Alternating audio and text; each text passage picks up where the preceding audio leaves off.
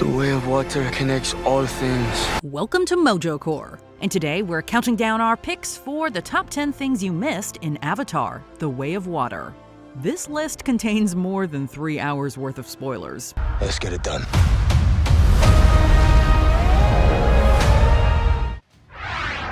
Number 10. Why did humans wait so long to return to Pandora?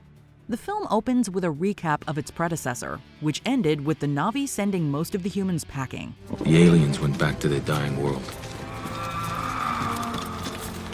Only a few were chosen to stay.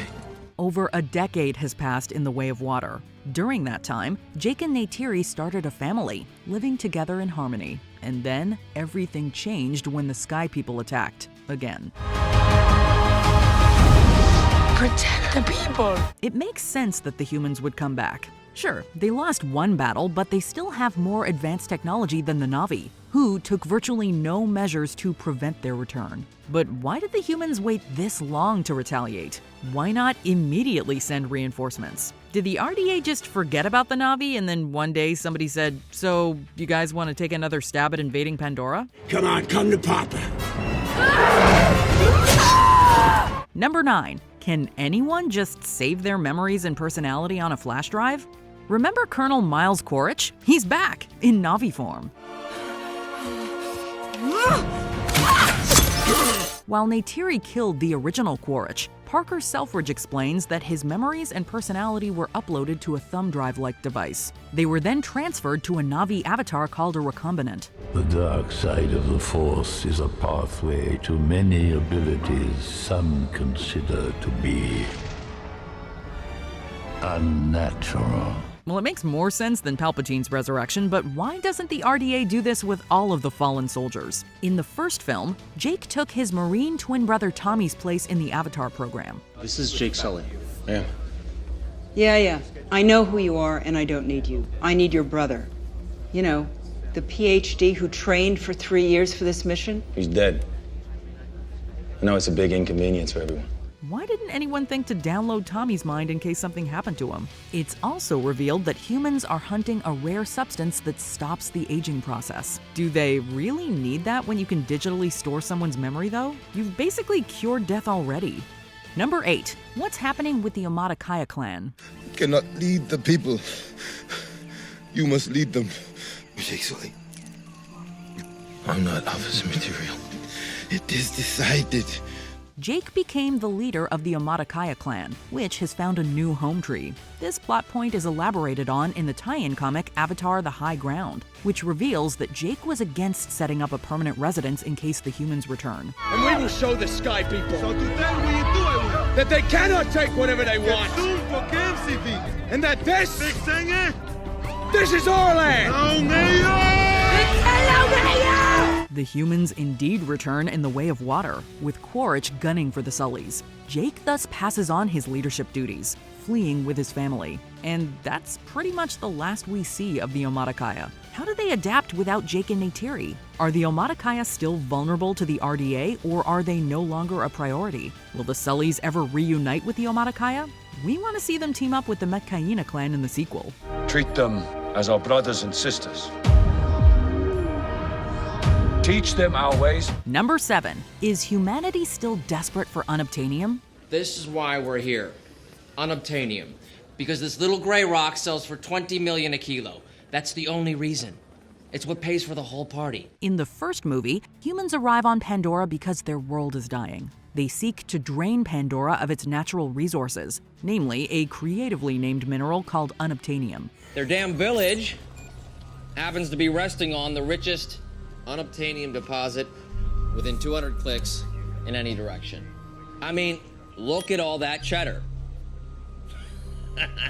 Now that the Sky People have returned to Pandora, you'd think that mining for more unobtainium would be at the top of their to-do list.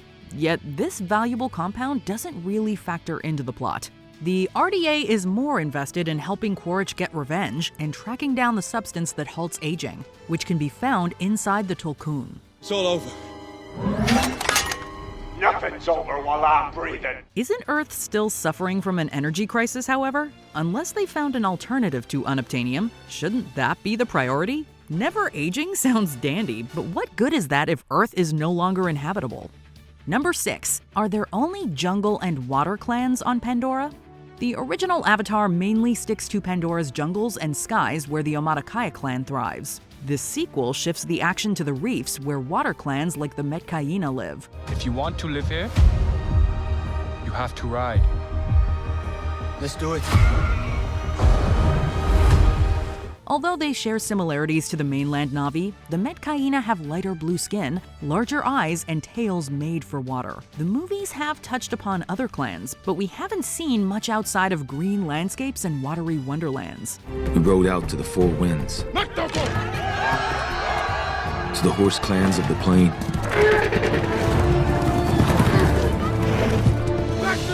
to the Ikran people of the Eastern Sea. Are these the only types of locales where Na'vi reside? It's been said in other media that Pandora also has volcanoes, snow-covered poles, and deserts. With the sequels likely to explore new parts of Pandora, it'd be interesting to see if more Na'vi are out there and how they differ from clans we've seen already. Outcasts, that's all they see. Number 5. Who is Spider's mother? In addition to their Na'vi children, Jake and Neytiri look after Spider, a human raised on Pandora. It's weird because you're playing someone that considers himself one of the Na'vi people, and even though he clearly is like an alien to the world, but he still very much feels connected to the culture and to the people. It's established early on that Spider is the son of Quaritch. This is Puppet Dragon. I want this mission high and tight. I want to be home for dinner. Why didn't Quaritch ever mention he had an infant son? Well, nobody ever said he was a good father. The real question is who was Spider's mother? Although this is glanced over in the film, the comics clarify that his mom is Paz Socorro, an RDA Scorpion pilot who became pregnant on Pandora. Spider is among the first humans born on the moon, but Paz died shortly after during the assault on the Tree of Souls. We know the movie was already 192 minutes, but it would have been nice to see Spider's mom in a flashback. Number 4. Are things going to be awkward between Spider and Neytiri? You're introduced to the kids, and the story, of course, is about how the family will change. Although Jake treats Spider like one of his own, Neytiri thinks he belongs with other humans. This is our home! This is also given more focus in the comics, with Neytiri trying to distance Spider from her family. During the film's climax, Neytiri threatens to spill Spider's blood unless Quaritch lets her family go. Quaritch relents and Neytiri frees Spider, but how far would she have gone? Was she bluffing, or would the grief of losing her eldest child Natayam have compelled Neytiri to take an eye for an eye? The Sullys don't address the Tolkun in the room. Although, if we were Spider, we'd feel even more uncomfortable being around Neytiri now. Does Neytiri care about Spider at all, or would she crush him like, well, a spider? Itsy bitsy spider went up the water spout. Down came the goblin and took the spider out. Number 3. What's next for Miles Quaritch? As far as Jake knows, Quaritch sank to a watery grave. Little does he realize that Spider stumbled across his father in the deep. Although he considers leaving him for dead, Spider decides to get Quaritch to safety and sends him on his way. I'm getting all emotional. Might just give you a big wet kiss. Spider reunites with the Sullys, but it's bound to eventually come out that he saved Jake's mortal enemy. Having bonded with Spider, could Quaritch have a change of heart and switch sides? Maybe, although it could be the other way around. So what, you find yourself some local tale and you just completely forget what team you're playing for? Spider is already on shaky terms with Neytiri, and if she finds out that he saved the man responsible for her firstborn's death, she may drive him away. You will never be one of the people! With nowhere else to go, Spider might accept Quaritch as his father. Number 2. What happens if Kiri hooks up to a home tree again? Dad, I know you think I'm crazy. I have to mind those big rocks. But I feel her. Jake and Neytiri's adopted daughter is unique in a few ways. At one point, she hooks up to an underwater home tree where she connects with her late biological mother, Dr. Grace Augustine. She experiences a seizure, however, and nearly dies. Kiri is revived with help from Kate Winslet's Ronell.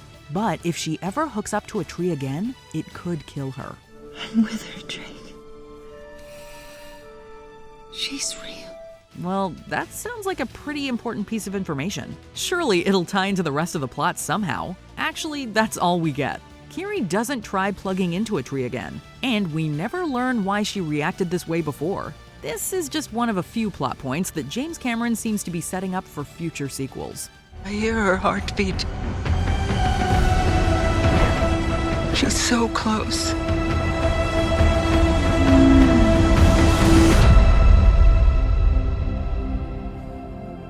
So what does her heartbeat sound like?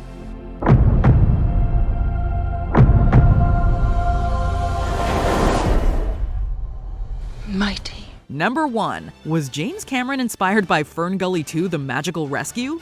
Okay, not really, but in the Fern Gully sequel, a bunch of baby animals are kidnapped. Nugget! My nugget! Oh! Stupid dog! My baby! In The Way of Water, all of Jake's kids need to be rescued at one point. We're on to you, Cameron. Number 1. Who is Kiri's father? Look where we are, Grace.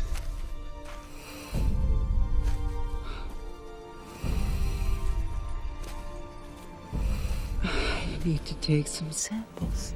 The Omaticaya failed to transfer Grace's consciousness into her Na'vi avatar. However, Grace's brain-dead avatar gave birth to a daughter, Kiri. That's just one reason why Kiri's existence is considered a miracle. It's a mystery to everyone who Kiri's biological father is. Kiri almost gets an answer from Grace while hooked up to the tree, but she's pulled out before we're given any closure. Who's got a date with the chief's daughter? Oh, come on. That's not a... Knock it off. It's like kindergarten around here.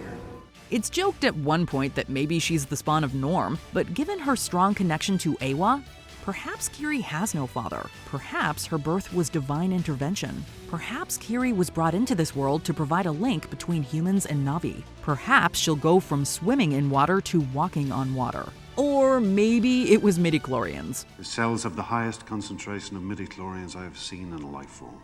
It is possible he was conceived by the midichlorians. Which questions do you want to be answered in future Avatar movies? Let us know in the comments.